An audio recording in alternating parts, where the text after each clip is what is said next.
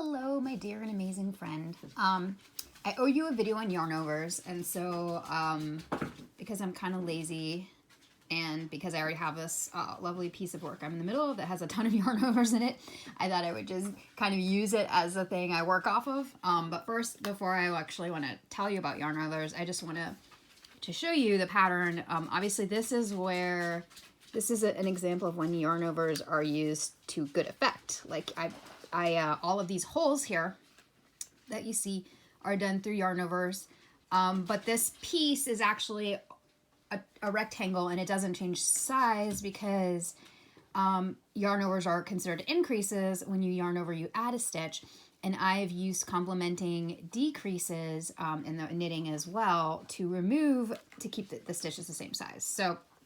So here, for instance, you can see there's this little triangle. I have decreases along this edge here and decreases along this edge here and Yarnovers on either side. So everywhere that you have a yarnover, you have some other stitch somewhere that decreases it the same amount as the yarnover increased it. And so that's how you work lace lace knitting, is you do a series of increases and decreases and to kind of shape the wool and give it patterns. Obviously, you don't always keep it even. There's these different shawl shapes, some triangular shawls, there are boomerang shawls, there are crescent shawls, all of these. There are sweaters that have shaping in them. A lot of decreases and increases can be used to actually add to the pattern to make it bigger as it goes or smaller as it goes. They have things like they call like top-down shawls might just do nothing but increase all the way down. Bottom up might do nothing but decrease all. Like they might start with 200 stitches and just decrease the whole way. Some boomerangs will increase on one side and decrease on the other. So like you have a lot of different shapes that are done through shaping. Now in your case, the shaping is inadvertent because you're not intending to do yarnovers. And so yarnovers are kind of one of those things that everybody deals with as a kind of a rookie knitter. I have some pieces that I've frogged that had inadvertent yarnovers in them, and inadvertent yarnovers happen pretty much most frequently in two different scenarios. And so I have my knitting here, so I'm working on.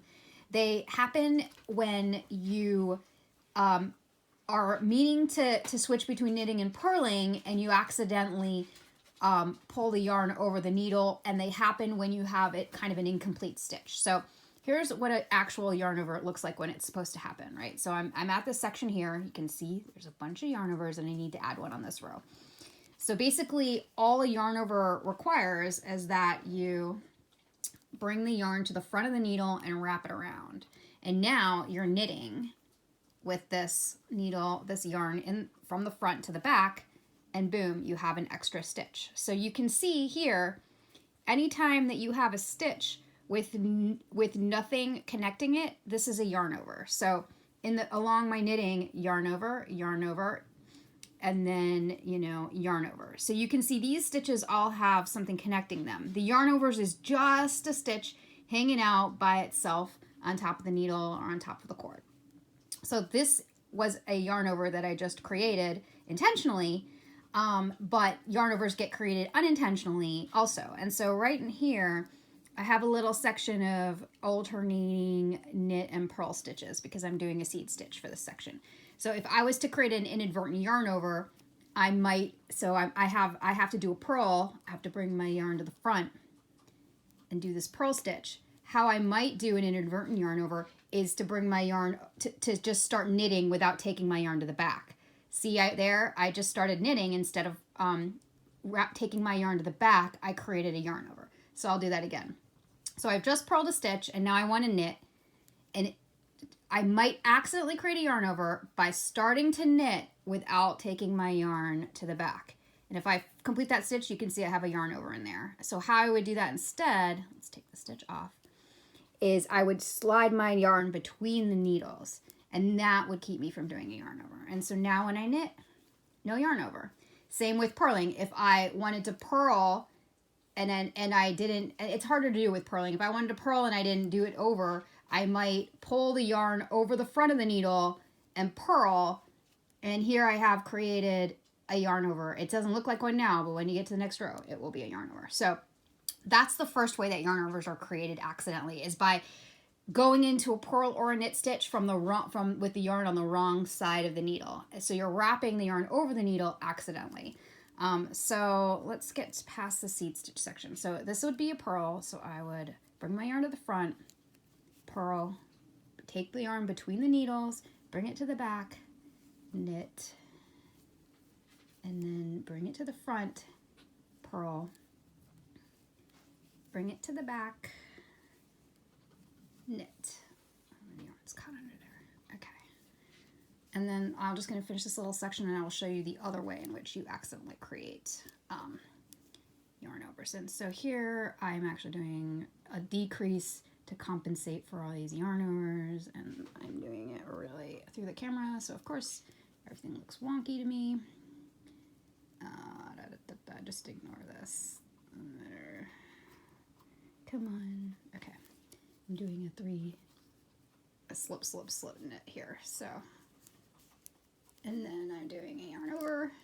Okay, and now I'm going to show you the other accidental yarn over, and I'm going to show you how to fix a yarn over when you find it on the next row, because oftentimes you will not find your yarn over that you've created until you get to the next row. So say, and I've already done that, and let me see, do I need to do, okay, so here's so the next time you might create an inadvertent yarn over is an incomplete stitch. So you say you go to knit, you wrap it over, and then you pull it, but then like you forget to drop your stitch, or you end up slipping the stitch, but so how you end up with is that you end up with your stitch on there and then a yarn over on there as well. So another, maybe an easier way of looking at it would even to be like that you've actually ended up just slipping the stitch and then getting the yarn over on there. So, and it happens very frequently with incomplete stitches. So I can try that again. So you can see, so you go to knit, you wrap, you pull through, but then something happens and it end up off the stitch. It ends up slipped, and then your yarn is in the front and you're like, well, whatever, and you keep stitching, you keep knitting. So this one's a little harder to fix because when you get to the next row, you can't just drop the yarn over off here because you have this slip stitch, and I can show you how to fix it. So we're gonna keep going and pretend that I meant to do that to show you. So I have one regularly knit stitch, one effed up knit stitch, and one regularly knit stitch, and then I'm gonna have to do this just for my pattern's sake, and then let's knit two together and a yarn over, and then okay, and then this pattern calls for this. So let me flip this over so you can see how we fix what I just did. And hopefully this will help. And again, you can watch this video as many times as you need. Let me pull everything around. Okay. So now we are on the wrong side of the work, and somewhere in here is my other needle. And we just created our inadvertent yarn over right here. That guy does not belong. So what will happen is I'll start my project, and what am I doing for this? Okay. And I will show you what to do when we get to that wrong yarn over. So on this side I'm purling. So I basically just gonna purl for a couple stitches, purl, purl. Okay. So purl. So here we are at this wrong yarn over. You can tell it's a yarn over because there's a hole there. There's nothing underneath a stitch. And this is the stitch it should have been on, right? It should have been this stitch, but you made the yarn over. So how you can do it is if you got the stitch on there, which it looks like in this case you didn't, right? Because this stitch is from the one below. If you follow everything, you have, if you follow your yarn, for instance, you have 1, 2, 3, and here you only have one. Actually, maybe there are 3. So anyway, so what you would do to get rid of this yarn over is, first thing I would do is purl the stitch you just made, the one that you did properly, And then you just basically let this guy off. You just say, oh, that's why. See, this was the stitch that was, oops. This was the stitch that the yarn over was connected to. So this was the yarn over, this was the stitch. This is the guy who is not done. See how when I pull this off, there's a big hole there? So what you basically would end up doing is saying, okay, this guy should have been knit, but he wasn't. So and instead you created the yarn over. And basically all you would do is slip this off the needle, and I would hold on to it and then pull through. And sometimes it's good to have a crochet hook for this. Basically you just pull that thread through, hold it with your finger, and just say, nope, you belong through, and bam. So basically you've created that stitch where you didn't finish it before. It's finished now, and now you can keep purling or keep knitting or purling the way you were supposed to. So just to show you that again, I'll slip this intentionally. You've done a yarn over. You have a big old hole that you can see coming up. So you basically would let this yarn over off the needle, let your other stitch off the needle, and hold it with your finger and create that stitch manually. And here you can see that these are purl, like you need to do it this way. So you need to pull it through to the front. Sorry for the blurriness of the video. And you can tell it's correct because they're all going in the same direction. If you were going in the opposite direction, you would pull it through the opposite way, but then you might end up, if you pull it from the back to the front, you would end up with a stitch that's backwards. So again, sorry for here, let's do this. So if you did it through and from back to front, which you probably will do because you're doing garter stitch,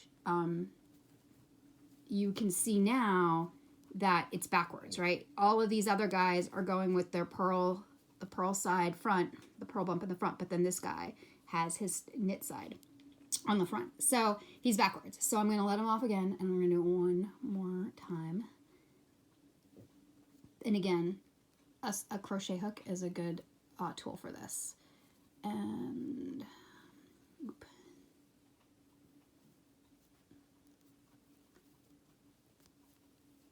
Here we are. We've reattached that in the proper direction. So you've basically turned one missed stitch and a yarn over to one properly done stitch. Cookie, stop it. Sorry, she's chewing on herself. Okay. So then you would basically just keep working the stitches again like you already had before. And if you created the yarn over in the other way by just pulling, going from knit to purl and adding one, all you do is drop it and it'll just kind of massage it around and it'll just be fine. You don't do anything other than just drop it off the needle. But if I drop off this yarn over that I made off this needle, then I will have a missing space because it's supposed to be there. So nice. There's like dog hair in my knitting.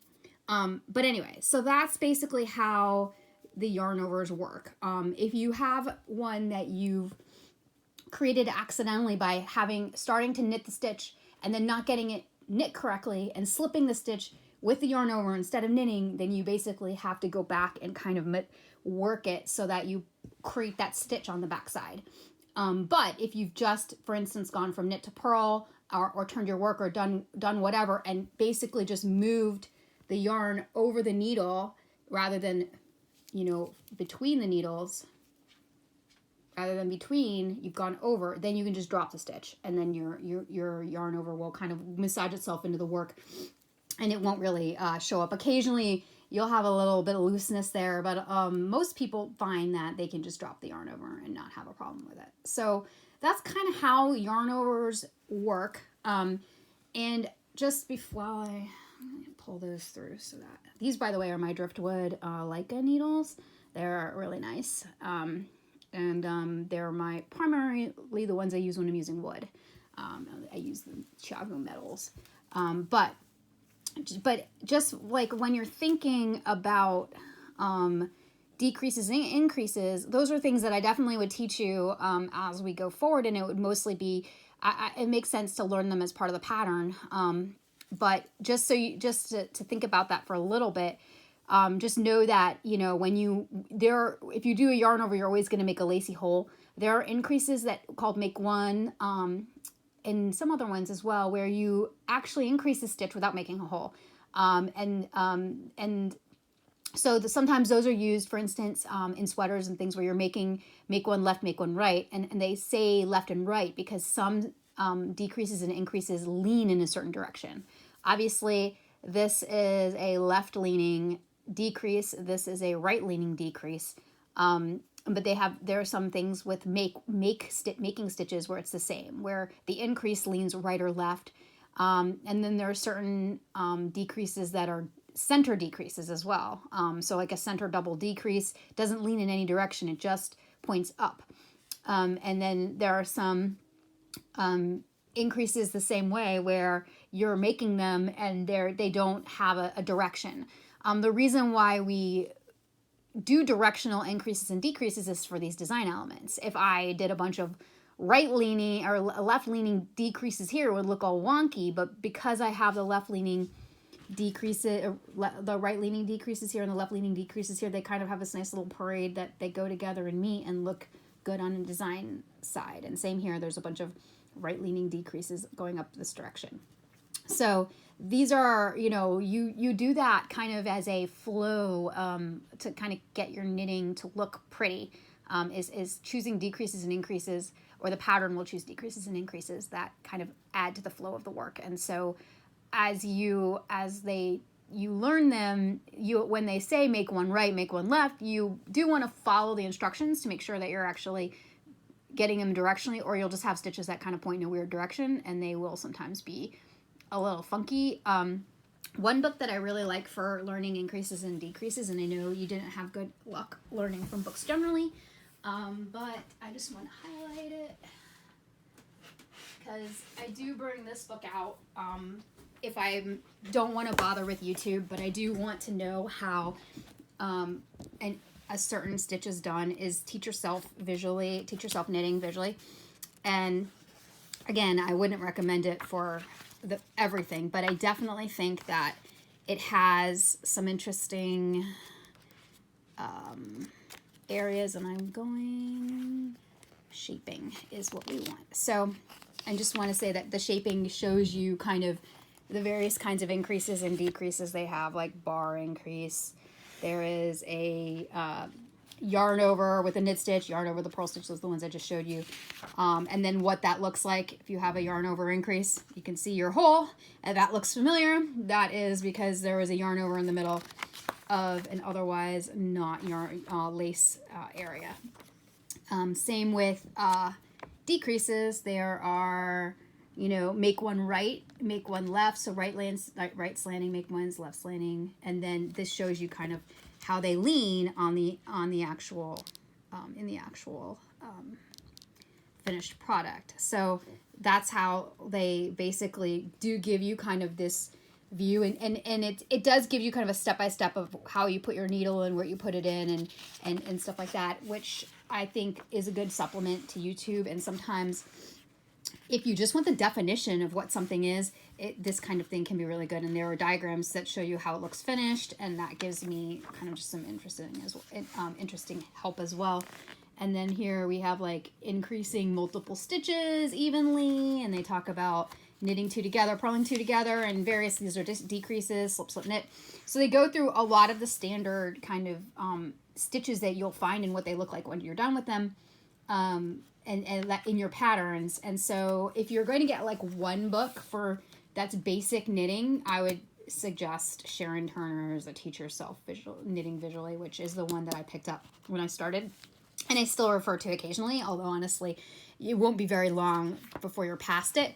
But it will always give you some interesting things like on how to do color work, how to do floats, you know what I mean? How to do felting, different bind-offs. I still go back to it when I need to refresh on certain cast-on bind-offs, stuff like that. So this might be a good book to pick up. And it does have some projects in there, but honestly, I have more fun doing ones from Ravelry because then you get to pick it and do what you want. So anyway, I hope this was helpful. I know Yarnovers can be confusing, so you'll probably have to look at that a few times. But that was basically an intro on how you might accidentally make a yarn over, and how you would fix it if you did. And most likely, I'm guessing you're making them with incomplete stitches, which is why I went over that one to a larger degree than kind of the one where you were purling and knitting. But as you start ribbing and doing other alternating purl and knit, you're gonna have more likelihood of making yarn overs accidentally that way. And it is something that does happen to all of us. I mean, occasionally I'll still be like, where did that yarn over come from? So it does happen. But it is definitely something that happens a lot more to new knitters, and that you'll probably see decrease just a lot as you continue to knit. And that way Roxy won't get her claws stuck in your Swiss cheese dog blanket, but and you won't have an ever increasing number of stitches. But hopefully this is helpful. But yeah, I'm excited for you to keep working at it and pick a project, and I'm here to teach you anything you need to know about knitting. So, okay. Well, I miss you, and I love you, and I'm sure I will talk to you soon. Okay, bye.